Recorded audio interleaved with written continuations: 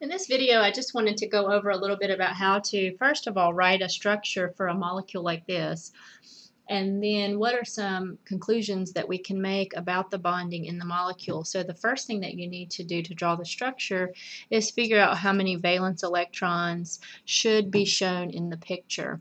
And what we need to do is imagine that all these electrons come into the molecule and then are shared among all the atoms that are present.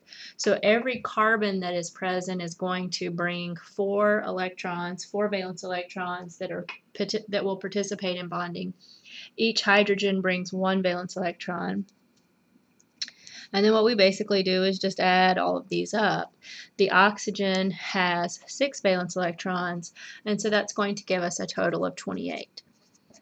So what I'm going to need to do is use these 28 electrons that will then be shared among all of the atoms, because this is a covalently bonded molecule, and try to satisfy all the atoms.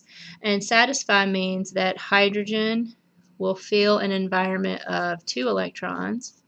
Hydrogen feels like helium. See if we can get in focus.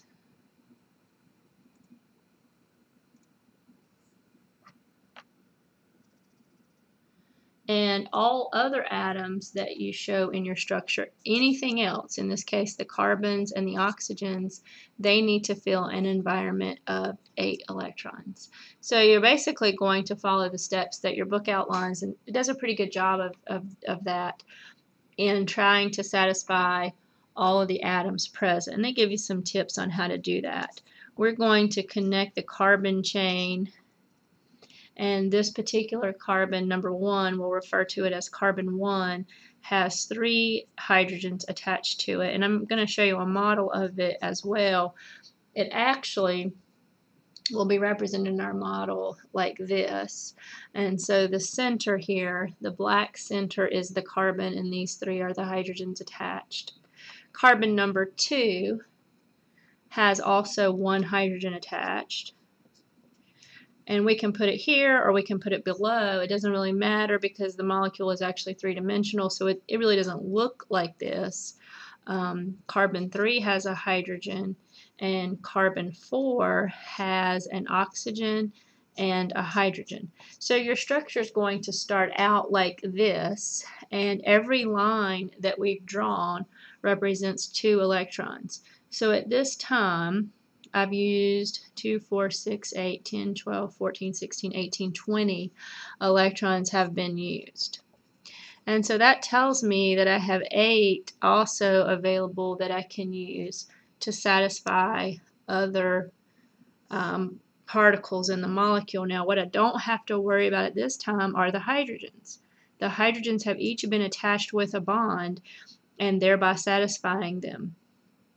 The oxygen is not satisfied, and so what I might do initially, when I start drawing the molecule, I don't know, but I might give oxygen 3 more pairs, and that would give it an environment of 8. That's also going to use up 6 of my electrons, and that gives me only 2 leftovers that I now have to put in the picture somewhere. And what I'm noticing is this carbon is deficient. It only fills an environment of 6. This carbon is deficient, and so is this one. So somehow I've got to use 2 electrons and satisfy quite a few carbons. And so with some practice you'll kind of get the hang of this, but one way to do that is to imagine that 2 of these carbons share not just 2 electrons but 4 electrons. Now doing that right there is great because it satisfies carbon number 2 and carbon number 3, but it uses my last 2 electrons, and so I'm basically out of electrons.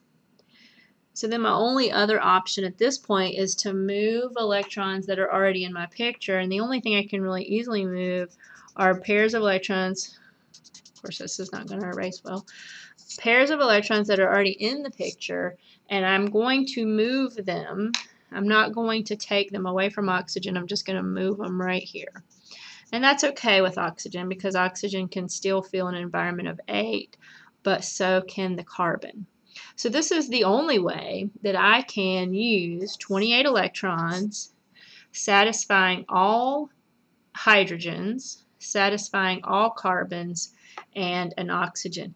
So this is what on paper the molecule might look like. The answer to the question was how many single bonds are there? So each one of these individual lines is a single bond, and there are 8 of those. Other questions were how many double bonds? Here is a double bond where we have sharing, more sharing, and as well between the 2 carbons. So we have 2 double bonds. And then the third question, or another question, I think it's the fourth question that was asked, is how many lone pairs? So this is a lone pair and this is a lone pair. So they're actually going to take up space around the oxygen, which will factor into some geometry a little bit. Okay, these are just questions to ask to ensure that you do in fact have the right structure. But I just want to show you what it would really look like. This carbon here, number 1, has 4 separate bonds coming out of it. We're actually going to later call that an sp3 hybridized carbon, and so it looks like this. Attached to it is a carbon that has 3 bonds coming out of it. This is considered a bond, and that means this carbon is sp2 hybridized. You'll learn about this later in chapter 11. Actually, carbon 2 and carbon 3 are both, carbon 2, 3, and 4 are all hybridized this way. So the actual molecule looks more like the following. I'm just going to connect it here for you so you can kind of just get a feel for the molecule, how it looks three-dimensionally. This gray that I'm using is just to indicate that we have a different type of carbon. This one is carbon number 2, which is here, and it has a blue hydrogen. It doesn't really matter what color, just so you can see there's an atom attached. And so what you can see here is that this hybridization is flat. sp2 hybrids are flat because we have this double bond here that is going to connect it to the next carbon, carbon number 3. Then there's a hydrogen attached. Actually, in my model, it's going to, this hydrogen here is actually pointing down. Then here, this carbon is represented here. So we'll snap that on. And that's the hydrogen, and that's the double bond. And this red end here, I'll turn it this way so you can see that it is a double bond, is my oxygen. So really, what we have is not at all a straight line. The bonding three-dimensionally looks much different when you see this structure. So here's carbon 1, sp3, carbon 2, carbon 3, and carbon 4, and these are the additional hydrogens attached. So you can see that the double bond is actually doesn't spin.